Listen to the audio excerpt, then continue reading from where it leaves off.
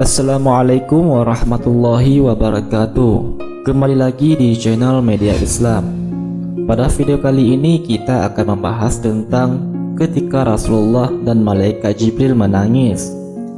Namun sebelum lanjut, jangan lupa tekan tombol subscribe dan aktifkan tombol lonceng notifikasinya.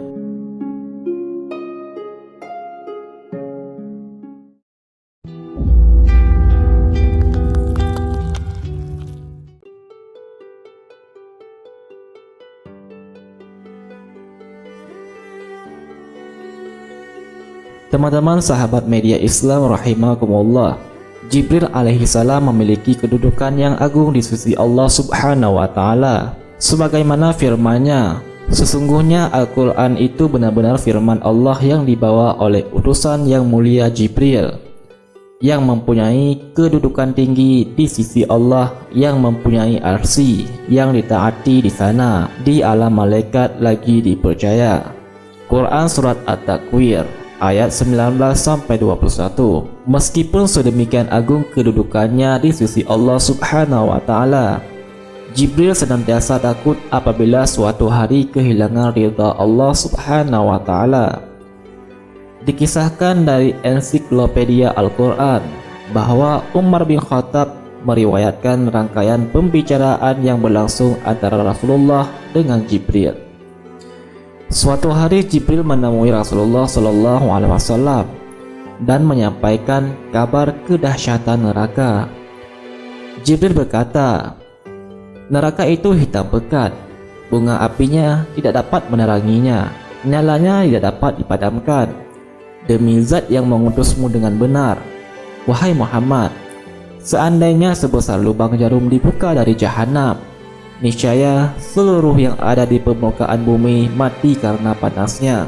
Demi zat yang mengutusmu dengan hak, seandainya penjaga neraka jahanam menampakkan dirinya kepada penghuni bumi, niscaya semua orang yang ada di muka bumi ini mati, karena begitu buruk mukanya dan begitu busuk baunya. Demi zat yang mengutusmu dengan hak, seandainya satu mata rantai penghuni neraka yang diterangkan Allah dalam kitabnya, yaitu surah Al-Haqqah ayat 32, dan belitlah ia dengan rantai yang panjangnya 70 hasta dan diletakkan di atas gunung-gunung dunia, niscaya akan hancur berkeping-keping, bahkan bumi pun ikut hancur. Cukup, kata Rasulullah SAW kepada Jibril, agar hatiku tidak gemetar yang mengakibatkan kematianku. Jibril pun menangis. Ketika melihatnya menangis, Rasulullah bertanya keheranan, mengapa engkau menangis, wahai Jibril, sedangkan engkau punya kedudukan mulia yang dianugerahkan Allah kepadamu? Lalu Jibril menjawab, bagaimana aku tidak menangis? Aku lebih berhak menangis. Siapa tahu Allah yang maha mengetahui, kelak aku akan memperoleh kedudukan yang bukan sebagaimana kedudukanku saat ini. Aku tidak tahu, mungkinkah aku diuji sebagaimana iblis? Dulu ia berasal dari golongan malaikat. Aku tidak tahu, mungkin aku diuji sebagaimana Harut dan Marut. Dan Rasulullah pun ikut menangis. Kedua makhluk tersebut terus menangis hingga Allah subhanahu wa ta'ala mengutus seorang malaikat kepada keduanya seraya berkata, wahai Jibril, wahai Muhammad, sesungguhnya Allah subhanahu wa ta'ala menjamin kalian dari kemungkinan melakukan kedurhakaan kepadanya.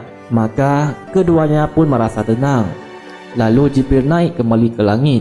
Dalam kejadian tersebut terkandung pelajaran berharga bagi setiap orang yang beriman, bahwa yang menentukan sebagaimana sabda Nabi adalah amal akhir dari seseorang. Hadis riwayat Bukhari, Tirmizi, dan Ahmad bin Hanbal.